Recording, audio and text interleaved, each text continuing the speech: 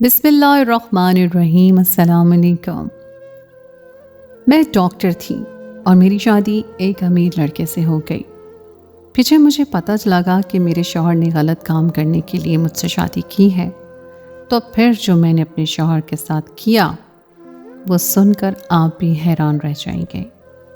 मेरे सामने अपने शौहर का एक ऐसा घिनौना सच आया था जिसे जानकर मैं लर्ज़ कर रह गई थी। कोई इंसान कैसे इतना गिर सकता है, मैं सोच भी नहीं सकती थी। सच्चाई जानने के बाद मेरे हाथ पांव कांप रहे थे और मैंने सोच लिया था कि मैं इस घिनौने सच पर खामोश नहीं बैठूंगी, बल्कि अपने शौहर को सज़ा ज़रूर दूंगी। ये जानकर आप भी दंग रह जाएंगे कि मेरे शौहर ने मुझसे शादी क्यों की थी और दरअसल हमारी शादी का पीछे क्या मकसद छुपा हुआ था। मेरा नाम फरीहा है, पेशे से मैं एक डॉक्टर हूँ।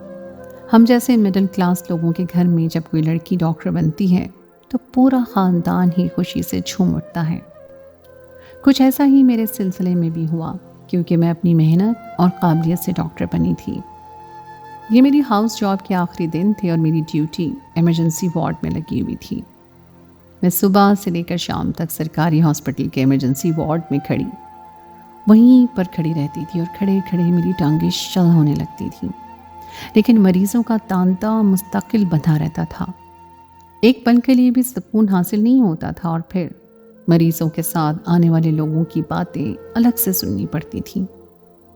मेरे दिल में यही बात आती थी कि मैं किसी सरकारी हॉस्पिटल में नौकरी नहीं करूंगी, क्योंकि वहाँ काम भी बहुत ज़्यादा होता है और आने वाले मरीज डॉक्टर की इज्जत भी नहीं करते। ये भी एक ऐसा ही दिन था जब मैं इमरजेंसी वार्ड में एक लड़के को देख रही थी जिसका बहुत बुरी तरह हादसा हुआ था और वो ज़ख्मी था। उसके घर वाले आकर मुझे ही बुरा भला कहने लगे कि मैं ठीक तरह से उनके बेटे का इलाज नहीं कर रही हूँ। मैंने सख्ती से लड़के के भाइयों से कहा कि वो मामले की नज़ाकत को समझने की कोशिश करें। लड़का बुरी तरह ज़ख्मी है और इस हादसे में जितनी गलती दूसरे गाड़ी वाले की है उतनी ही इस लड़के की भी थी। ये सुनते ही उसके भाइयों को गुस्सा आ गया और उस हॉस्पिटल का सामान तोड़ना शुरू हो गए। इससे पहले कि वो मेरे साथ बदतमीजी पर उतर आते, एक लड़का बीच बचाव के लिए हमारे दरमियान आ गया और उसने उस लड़के के घर वालों को संभाल लिया। मैंने अपने तौर पर उस लड़के को ट्रीट करके आईसीयू में मुंतकिल कर दिया था और ख़ुद कुछ देर सुकून की गर्ज से एक साइड कुर्सी पर बैठ गई थी। वो लड़का जिसने मामले को संभाला था मेरे पास चला आया और पानी का गिलास मेरी तरफ बढ़ाते हुए कहने लगा, डॉक्टर साहब, अपने मिजाज को थोड़ा नरम रखने की कोशिश कीजिए। मरीजों के घर वाले बहुत ही ज़्यादा परेशान होते हैं। उसकी बात सुनकर मुझे मज़ीद गुस्सा आ गया और मैंने कहा कि मैं सुबह 6 बजे से अपनी ड्यूटी अंजाम दे रही हूँ और इस वक्त रात के 9 बजने वाले हैं। हमारा भी घर है, ज़िंदगी है, मसरूफियात हैं, लेकिन हम सबसे ज़्यादा अपने पेशे को तरजीह देते हैं और मैं भी अपने मरीज़ों का पूरी ईमानदारी से इलाज करती हूँ। लेकिन मरीजों के घर वाले तो हमें अपना ज़र खरीद गुलाम समझकर गालियां देने लगते हैं। वो लड़का धीरे से मुस्कुराया और कहने लगा, मेरा नाम ज़ीशान है। मैं जानता हूँ कि आप बहुत ही मेहनत और ईमानदारी से अपना काम कर रही हैं और सरकारी अस्पताल में ड्यूटी निभाना बिल्कुल भी आसान नहीं होता है, लेकिन कभी कभी हमें दूसरों के जज्बात का भी ख्याल रखना पड़ता है। उस लड़के ने एक कार्ड निकाल कर मेरे हाथ में पकड़ाया और कहने लगा कि आपको कभी भी किसी मदद की ज़रूरत हो तो मुझसे ज़रूर रब्ता कीजिएगा। मैंने रस्मन उसका कार्ड थाम लिया और वो वापस चला गया। 2 मिनट के आराम के बाद जैसे ही मैं खड़ी होने लगी तो मेरी नज़र उसके कार्ड पर पड़ी और मैं हैरान रह गई। वो तो शहर के एक बड़े हॉस्पिटल का सीईओ था और ये देखकर मेरी आंखें खुली रह गई। इतने बड़े हॉस्पिटल का सीईओ होकर वो जिस नरम अंदाज में मुझसे बात कर रहा था, मुझे यकीन ही नहीं आया था। मैं तो एक हाउस जॉब करने वाली नई डॉक्टर थी। कुछ सोचकर मैंने उस कार्ड को संभाल लिया और फिर पूरे 20 दिन बाद जब मेरी हाउस जॉब मुकम्मल हो गई तो मैं खुद ही उस हॉस्पिटल में पहुंच गई। वो कार्ड मेरे पास मौजूद था और मैं उसी जान पहचान का फ़ायदा उठाना चाहती थी। काफ़ी देर के इंतज़ार के बाद एक वार्ड बॉय ने मुझे ज़ीशान साहब के पास पहुंचा दिया और जब जाकर मैं उनके पास बैठी तो वो फ़ौरन ही मुझे पहचान गया और मुस्कुरा कर कहने लगा कि जी डॉक्टर साहिबा, मैं आपकी क्या मदद कर सकता हूँ। मैंने उन्हें बताया कि मेरी हाउस जॉब मुकम्मल हो गई है और मैं उनके हॉस्पिटल में नौकरी करना चाहती हूँ। मेरी बात सुनकर वो खुश हुआ और कहने लगा कि ये हमारे लिए खुशी की बात होगी। हम आप जैसी मेहनती और काबिल डॉक्टर को अपने अस्पताल का हिस्सा ज़रूर बनाना चाहेंगे। मुझे उससे इस कदर अच्छे रवैये की उम्मीद हरगिज़ भी नहीं थी, लेकिन ना सिर्फ उन्होंने मेरे साथ बहुत अच्छी तरह बात की, बल्कि मेरी काबिलियत को देखते हुए मुझे एक सीनियर डॉक्टर के साथ कर दिया और इस तरह मैं बच्चों के डॉक्टर के साथ काम करने लगी। ये शहर का एक मशहूर अस्पताल था। यहाँ भी अच्छा खासा रश होता था और बच्चों का वार्ड तो मुस्तकिल भरा रहता था।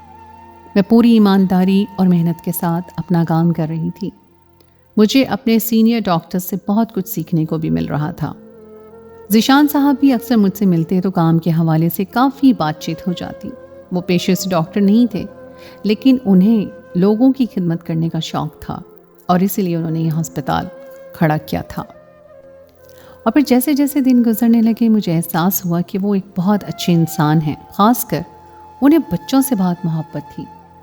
वो जब भी अस्पताल में होते तो उनका ज़्यादातर वक्त हमारे वार्ड में ही गुजरता था।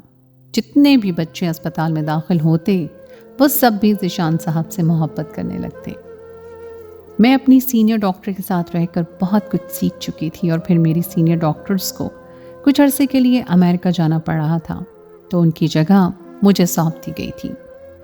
ज़ीशान साहब मुझे हद से ज़्यादा भरोसा करने लगे और मुझे इस बात की बहुत खुशी थी।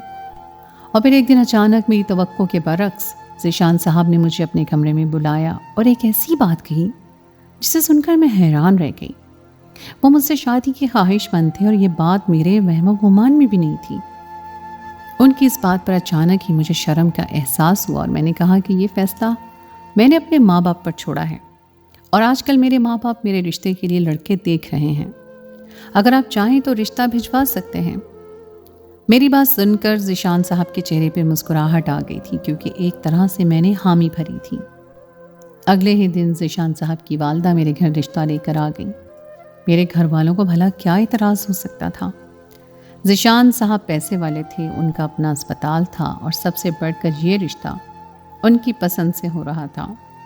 मेरा मुस्तकबिल उनसे शादी करके हर तरह से सेट हो जाता और यही सोचकर मेरे घर वालों ने खुशी खुशी रजामंदी दे दी। ज़ीशान साहब सादगी के कायल थे, इसलिए हमारी शादी पर बहुत ज़्यादा धूमधाम से कुछ नहीं हुआ। ज़ीशान का घर बहुत ही बड़ा और आलीशान था। उनसे शादी करके वाकई ही मुझे बहुत कुछ हासिल हो गया था। उनकी मोहब्बत पर मैं पूरी तरह सरशार थी। शादी के दूसरे ही दिन मुझे अस्पताल ज्वाइन करना पड़ा था, क्योंकि ज़ीशान ने मुझे छुट्टियों के लिए मना कर दिया था। सीनियर डॉक्टर पहले ही अस्पताल में मौजूद नहीं थी और अब मुझे उनकी जगह बच्चों का वार्ड देखना था। ज़ीशान खुद भी अस्पताल के कामों में लग गए थे। शादी के 3-4 दिन बाद ही मुझे एक अजीब सी बात का एहसास होने लगा कि रात के वक्त अचानक ही अस्पताल से कॉल आ जाती थी और ज़ीशान मुझे छोड़कर अस्पताल के लिए निकल जाते। मुझे समझ नहीं आता था कि ज़ीशान को ऐसा कौन सा काम पड़ता है जो उन्हें आधी रात को अस्पताल जाना पड़ता है, जबकि वो खुद तो डॉक्टर भी नहीं हैं। वो तो बस इंतज़ामी मामला देखा करते थे। मुझे ज़ीशान से ये सवाल करना अच्छा नहीं लग रहा था, क्योंकि हमारी शादी को ज़्यादा दिन नहीं हुए थे और मैं उनकी नज़र में एक शक्की बीवी साबित नहीं होना चाहती थी। ऐसे ही एक रात जब मैं सोने के लिए लेट गई तो ज़ीशान का फ़ोन ज़ोर शोर से बजने लगा। ज़ीशान की जगह फ़ोन मैंने उठा लिया, क्योंकि वो कमरे से बाहर थे। दूसरी तरफ शायद अस्पताल से किसी का फ़ोन था और वो औरत कह रही थी कि सर, आज काम हो जाएगा, सारा इंतज़ाम हो गया है, आप बच्चा लेकर अभी आ जाएं। नंबर सेव नहीं था, इसलिए मैं समझ नहीं सकी कि ये किसका फ़ोन था, लेकिन अगर अस्पताल में किसी बच्चे की तबीयत ख़राब थी तो ये फ़ोन ज़ीशान के बजाय मेरे पास आना चाहिए था। मगर मुझे ना बुलाकर ज़ीशान को बुलाया गया था। मैंने कोई आवाज़ निकाले बगैर ही फ़ोन काट दिया और फ़ोन साइड टेबल पर रख कर ऐसे लेट गई जैसे मैंने कोई कॉल रिसीव ही ना की हो। ज़ीशान कमरे में आ गए थे और फ़ोन दोबारा बजने पर उन्होंने फ़ोन उठाया और बिना मुझे कुछ बताए घर से निकल गए। ये बात मेरे लिए वाकई बहुत अजीब थी। काफ़ी देर यूं ही बेचैनी में गुजर गई। मैं सारे दिन की थकी हुई थी। परेशानी की राह तकते तकते मैं सो गई। ज़ीशान की राह तकते तकते ही मैं सो गई और जब सुबह उठी तो ज़ीशान मेरे बराबर में गहरी नींद सो रहे थे। मेरे अस्पताल जाने का वक्त हो गया था और मैंने उन्हें नहीं उठाया और अस्पताल पहुंच गई। मैं वहां जाकर सारे बच्चों को चेक करने लगी, लेकिन सब ठीक थे और रात को भी कोई इमरजेंसी नहीं हुई थी। मेरी समझ में नहीं आ रहा था कि ज़ीशान के पास फ़ोन कहाँ से आया था और किस बच्चे की तबीयत ख़राब हुई थी जो उन्हें रात को घर छोड़कर निकलना पड़ा था। हर बात मेरी समझ से बाहर थी। मैंने अस्पताल की 1-2 नर्सों से भी पूछा कि कौन सा बच्चा रात ज़्यादा बीमार हो गया था, लेकिन नर्सों के मुताबिक उन्हें कुछ इल्म नहीं था और वैसे भी रात वाली नर्स अलग थी। मैं सारे अस्पताल का चक्कर काटने लगी, लेकिन मुझे कुछ समझ नहीं आया। शाम के वक्त थकी हारी मैं अस्पताल से घर लौटने लगी तो अस्पताल के बाहर ही मुझे ज़ीशान नजर आए और मैंने उनसे कहा कि वे रात की ड्यूटी के लिए भी एक डॉक्टर रख लें और मेरे साथ भी किसी सीनियर डॉक्टर को रख दें, क्योंकि मैं इतनी ज़्यादा सीनियर नहीं हूँ और कभी कभी बच्चों की हालत ज़्यादा ख़राब होती है। मेरी बात सुनकर ज़ीशान मुस्कुराए और कहने लगे, मेरी जान, मैं तुम्हें यही बात कहने वाला था कि आज से तुम दिन में नहीं बल्कि रात में वार्ड संभालोगी। मुझे अब दिन में तुम्हारी ज़रूरत नहीं है, बल्कि मेरे लिए तुम्हारा रात में होना बहुत ज़रूरी हो गया है। ज़ीशान की बात सुनकर मैं हैरान हुई थी कि रात में तो सारे ही मरीजों को दवा देकर सुला दिया जाता था। अगर कोई नई डॉक्टर भी आकर उन्हें देख लेती तो कोई परेशानी की बात नहीं थी। फिर ज़ीशान मुझे क्यों रात की ड्यूटी देना चाहता था? इससे पहले कि मैं कोई सवाल पूछती, ज़ीशान का फ़ोन बजने लगा और वो बहुत तेज़ी से आगे बढ़ गए। वो डॉक्टर नहीं थे, लेकिन हर वक्त उनके पास इमरजेंसी में ऐसे फ़ोन आते थे कि उनके पास मेरी बात सुनने के लिए भी वक्त नहीं बचता था और यही बात मेरे लिए बहुत अजीब थी। मैंने घर आकर कुछ देर आराम किया और फिर ज़ीशान के कहने के मुताबिक रात को दोबारा से अस्पताल पहुंच गई। ज़ीशान ने मुझे कहा था कि मुझे सारा वक्त बच्चों के वार्ड में बैठे रहना है। मुझे बैठे हुए ज़्यादा देर नहीं गुजरी थी कि वो खुद भी चले आए। मैंने ज़ीशान से कहा कि इस वक्त आपका यहाँ क्या काम है, आप घर जाके आराम कर लें। ज़ीशान कहने लगे, मैं बस तुम्हें देखने के लिए आया था, तुम सुकून से यहाँ पर अपनी ड्यूटी दो, मैं सुबह खुद तुम्हें घर लेकर जाऊँगा। ज़ीशान की बात मानकर मैं बैठ गई थी। सब बच्चे तकरीबन सो चुके थे। मैं ऐसे ही यहाँ वहाँ टहल रही थी और फिर अचानक मेरी नज़र खिड़की के पार पड़ी तो मैं ये देखकर चौंक गई कि ज़ीशान एक बच्चे को गोद में लिए अस्पताल के अंदर आ रहे थे और उनके साथ एक औरत भी मौजूद थी। यही सोचकर मैं इंतज़ार करने लगी ज़ीशान उस बच्चे को लेकर मेरे पास आएंगे, लेकिन 1 घंटा गुजरने के बावजूद भी ना ही मेरे पास ज़ीशान आए और ना ही कोई ऐसी बात मुझे पता चली कि अस्पताल में कोई नया बच्चा मरीज़ आया है। मैं वार्ड से निकलकर ज़ीशान को देखना चाहती थी, लेकिन इस बात की मुझे इजाज़त नहीं थी कि मैं अपनी ड्यूटी वाली जगह छोड़कर अस्पताल में कहीं और घूमूं। ज़ीशान का किरदार मेरे लिए मुश्किल होता जा रहा था। रात के अंधेरे में वो कुछ तो ऐसा कर रहे थे जिसके बारे में मुझे इल्म नहीं था। उनके साथ मौजूद औरत कौन थी और वो बच्चा जो उनकी गोद में था, उसे लेकर वो कहाँ गए थे? मुझे कुछ खबर नहीं थी। सुबह के वक्त जब ज़ीशान मुझे लेने आए तो मैंने उनकी तरफ देखा। उनकी हालत कुछ ठीक नहीं लग रही थी। ऐसा लग रहा था जैसे वो बहुत थके हुए थे। मैंने ज़ीशान से पूछा कि रात भर वो कहाँ थे। मेरी बात सुनकर वो मुस्कुराकर कहने लगी कि मुझे कहाँ जाना है, अस्पताल के कुछ मामलात निपटा कर मैं घर चला गया था। ज़ीशान ने ना ही किसी बच्चे का जिक्र किया था और ना ही ये बताया था कि रात को वो दोबारा अस्पताल लौट कर आए थे। मैं बहुत ज़्यादा थक चुकी थी। मैंने गाड़ी की सीट पर अपनी गर्दन ढलका दी और आंखें बंद करके सोचने लगी कि ज़ीशान पता नहीं क्या कर रहे हैं। और फिर अगली रात मुझे पता चल गया कि ज़ीशान क्या करते फिर रहे हैं। अस्पताल की एक और डॉक्टर थी जो रात को कुछ फाइलें दिखाने के लिए मेरी वार्ड में आई थी।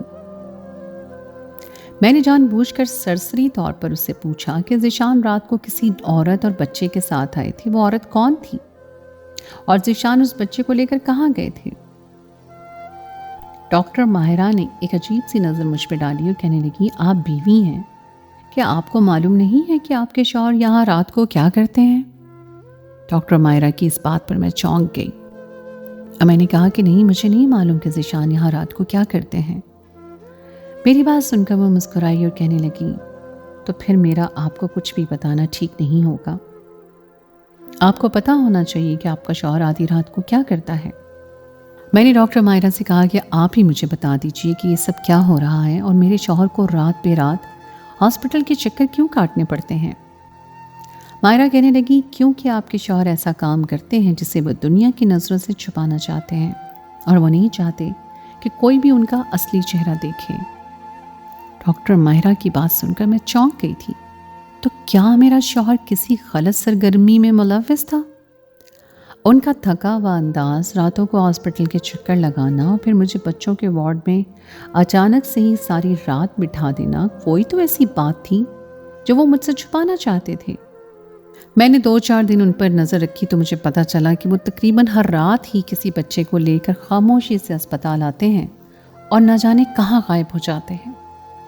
मैं वहाँ से निकलकर उन्हें देख नहीं सकी थी, लेकिन सच जानने के लिए मैंने एक नर्स को पैसे दिए थे और फिर उसने मुझे बताया कि ज़ीशान साहब किसी बच्चे को लेकर आते हैं और पता नहीं एक डॉक्टर के साथ मिलकर उस बच्चे के साथ क्या करते हैं। ये बात उसे भी नहीं मालूम हो सकी है। अलबत्ता बच्चा आते वक्त ठीक होता है, मगर वापसी पर बच्चे की हालत कुछ ठीक नहीं होती।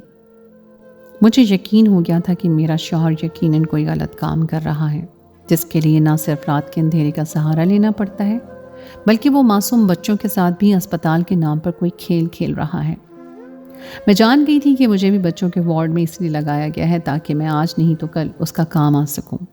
मैंने सोच लिया था कि मैं ना सिर्फ अपने शौहर की पूरी हकीकत जानकर रहूंगी, बल्कि इस सच पर से पर्दा उठाने के बाद उससे पूरी तरह बदला लूंगी।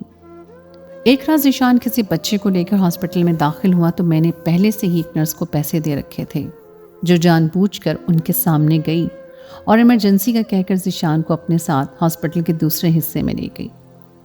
ज़ीशान ने उस बच्चे को वहीं कुर्सी पर बिठाया और सख्ती से ताकीद की कि यहाँ से मत हिलना, मैं बस कुछ देर में आता हूँ। मैंने मौके का फ़ायदा उठाया, उस बच्चे को वहाँ से उठाकर अपने साथ अपने कमरे में ले गई और उसे खामोशी से बैठने को कहा। बच्चा परेशान हो गया था। मैंने फ़ौरन अपने बैग से उसे चॉकलेट निकाल कर दी और साथ ही एक नींद की गोली भी खिला दी।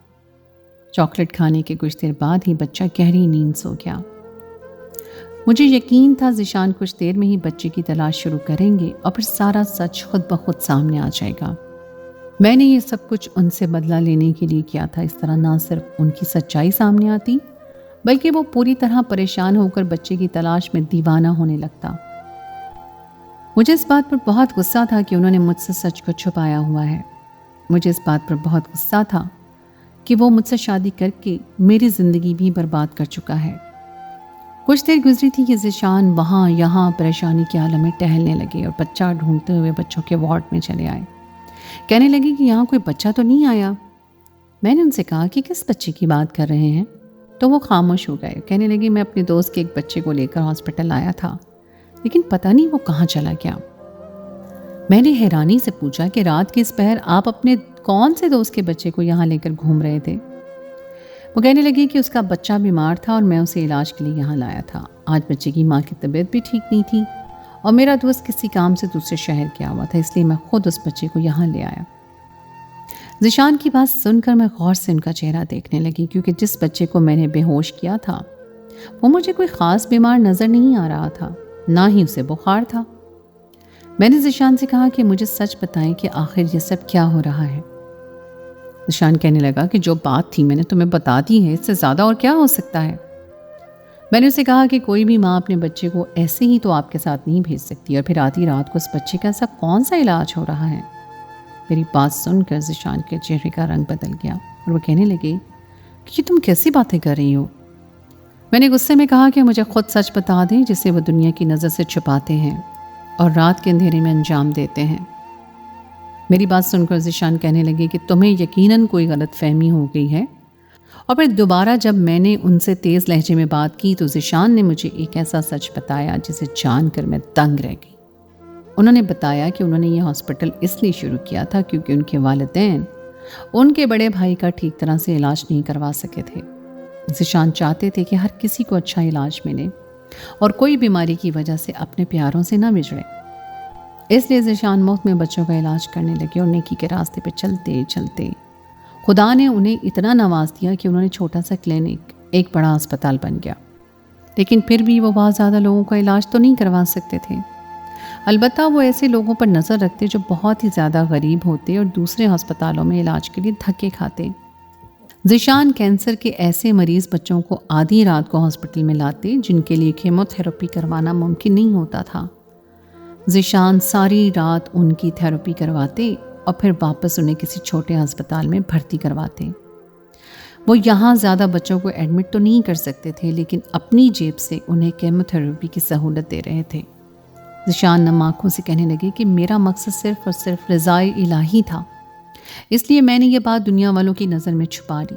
मैं रियाकार नहीं बनना चाहता था, तुम मेरी बीवी थी, लेकिन मैं ये बात तुम्हें भी नहीं बताना चाहता था। मैंने तुम्हारी रात की ड्यूटी इसलिए करवाई थी क्योंकि मुझे बच्चों की फिक्र थी। रात में कोई डॉक्टर ना होने की वजह से मैं बहुत परेशान था। मैं किसी नई डॉक्टर पर इतना भरोसा नहीं कर सकता था कि रात के वक्त उसे बच्चों के साथ छोड़ देता।